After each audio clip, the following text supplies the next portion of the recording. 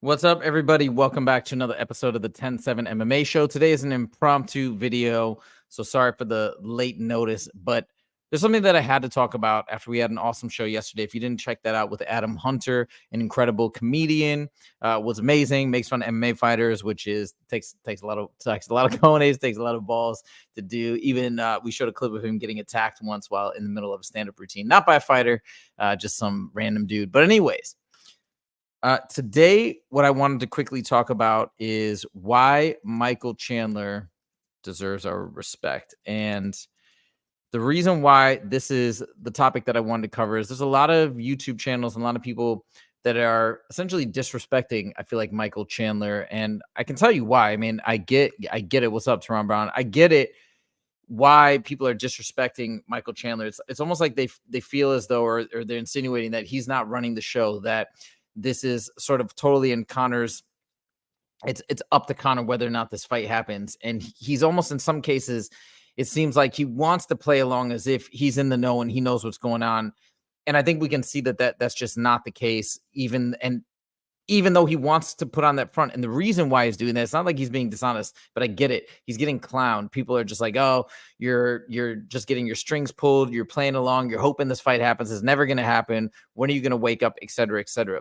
Now, I want to play devil's advocate. I actually want to back Michael Chandler in this video because especially he released something today that I think was amazing. And this video really gets to the heart of, in my opinion, how Michael Chandler is feeling. Okay. I think he's in a very difficult set of circumstances right now. And he's trying to put on a strong front. He's trying to really let us know that he's all right and maybe put on a brave face when in reality, this has got to be soul crushing. So I can give you a similar example. Sometimes you take people at their word, and I've had a similar circumstance with a business deal that I made almost over a year ago. And you take somebody at their word, you think you kind of agree on certain principles of the business. You guys want the same thing. You have a meeting of the minds. Everybody's feeling similarly positively about what you're going to create. You're going to create something magical, something special. I think Michael Chandler and Conor McGregor felt this exact same way. And to now come to this point where he's been told and reassured for so long that this is going to happen. And when it's really out of his control, he's willing to show up anytime. A year ago, 6 months ago, 2 years ago, he was ready to go whenever. And I was in that exact same situation. I was ready to go. I did what I committed to do.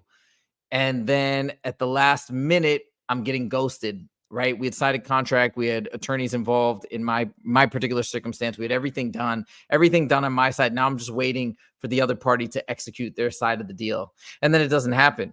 And then now you start going back and you start doubting. I mean, I had to wait for a long time before I got some portion of the bargain met, but it's a big disappointment. And then immediately as it doesn't start to go down, people are coming out of the woodworks being like, well, you should have done this. You should have done that. You should have done this, that, and the other. When you've done deals like this and he's done fights like this in the past, so they've all materialized, they've worked. And now you're in a unique set of circumstances and suddenly everybody's acting like they know more than you do in your field of practice and what you're doing.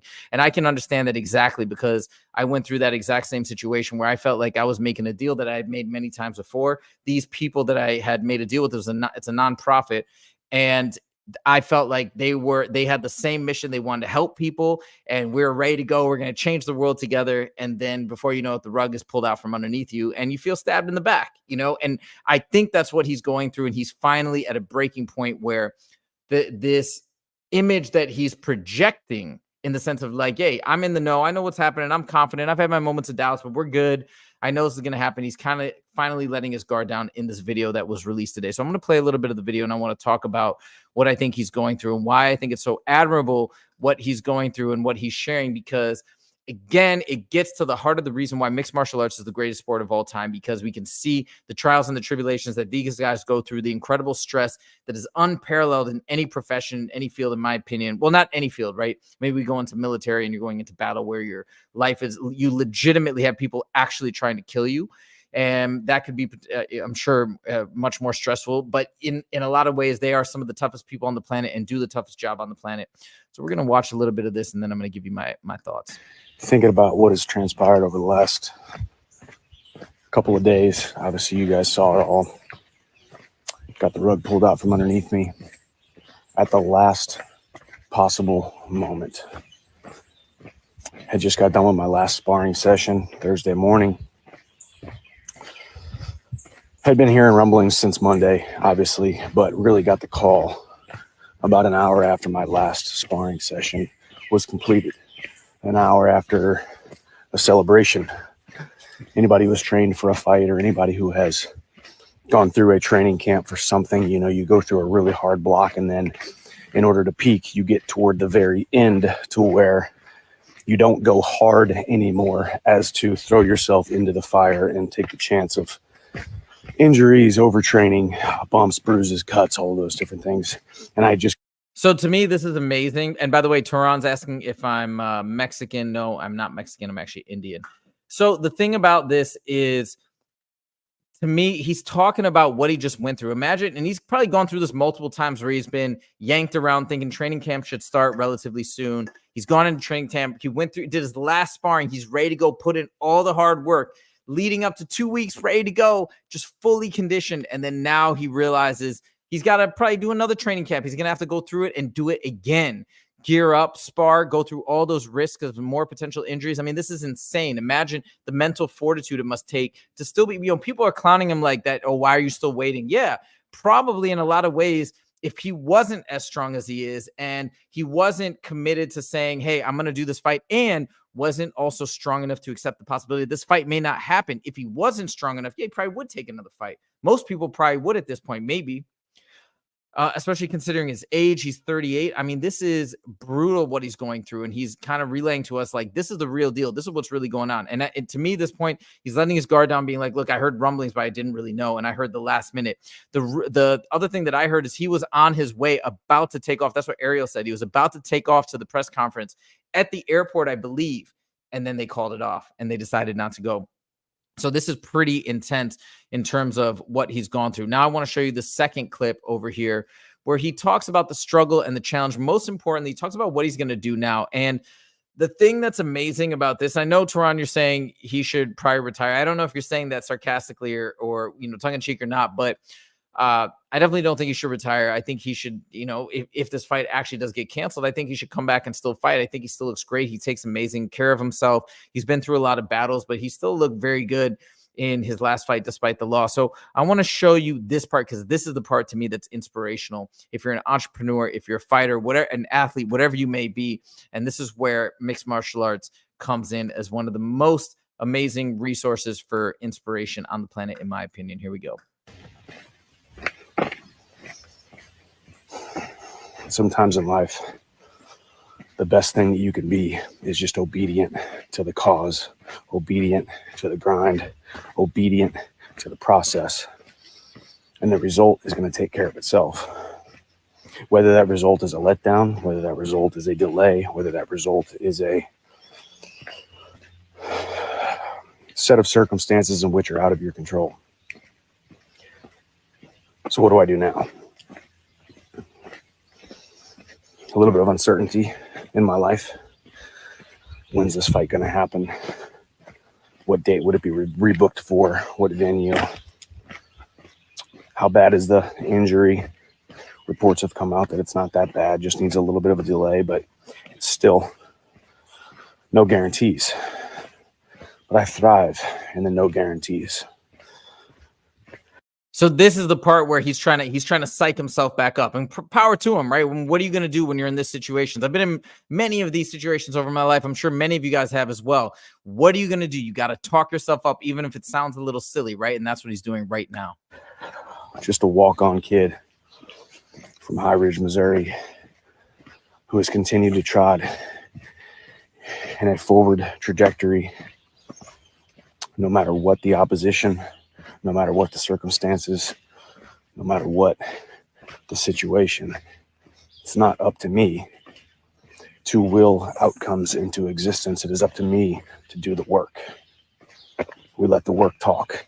We do the work, and we do the work until we've become undeniable. Okay, and that's it right there. That is the beautiful message that I want to end on. And I think at the end of the day, this is what it comes down to. It comes to the process, not the outcome.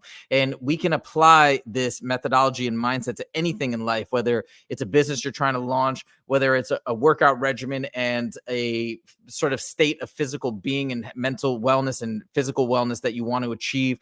Whether it's, trying to get the girl that you're trying to get, whatever it may be, you got to think about the process. Am I putting in the right steps every day? You want to get jacked or whatever it may be. Are you putting in the little work every day in terms of your diet and your fitness routine? Are you putting in the grind every day trying to become better at your craft? Whatever it may be, but all you can control is putting one step in front of the other. You can't control all these outside factors of what other people are going to do, who's going to want to work with you, these types of things, right? Those are the outcomes, but you want to be outcome independent. You want to be process oriented. And that's the takeaway that we can get from Michael Chandler, because imagine all this time sitting out, all the fights he could have had, the things that could have happened.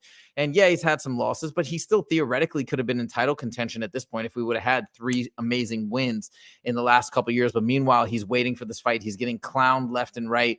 He's sitting on the sidelines. He's dealing with somebody who we love. Conor McGregor is the man, right? And we want to see him come back, but it does seem as though he is in a state of disarray right now for potentially a number of reasons. A lot of these are rumored, but we definitely seen some interviews where he appears a bit unhinged, and that's scary. That's scary to go into business with somebody who's on potentially benders, who's partying, who's doing all these things. Like, you don't want to do that in general in life. That's a business partner. That's somebody you're relying on for your bread and butter. So these are terrifying things that he just simply at this point has to accept and deal with. And what is he focusing on? He's focusing on what he can control. That's the takeaway message from this. That's the inspiration that you can extract from this. And that's why Michael Chandler deserves our respect. So there you go. And we're going to end with Teron Brown's comment. He said, I honestly feel bad for Chandler. You can tell the situation is getting to him. He was patient at first. Yeah, 100%. And I feel for him too. And I think we all feel for him. At the same time, he knew what he was getting into. And I don't think he said in this video, he doesn't want anybody to still feel sorry for him. And he's taken ownership. And once again, that's a respectable trait. He is saying, I made this decision, whatever will be, and I'm willing to accept the consequences, but still, that's a lot. And not to mention, he's not just a single guy. He's got a wife, he's got 2 kids. So they're all relying on him, and he's got to rely on himself to stay mentally tough and stay strong with this decision and stay the course. Michael Chandler, I respect you. I know my co-host Justin James has the utmost respect for you. So best of luck. Let's go, by the way. We want to see this fight happen. We need the MMA community to really rally behind this fight. And hopefully with that positive support, we'll rally Conor and inspire him to heal up faster. Who knows, right? With positive reinforcement. So guys, let's hope how this goes down. And Michael Chandler, once again, wish you the best of luck. Conor McGregor, we wish you a speedy recovery. Let's go at UFC 306. That's the rumor. Hopefully at the Sphere. We'll see what happens. Thank you guys so much for joining, and we will see you in the next video. Take it easy.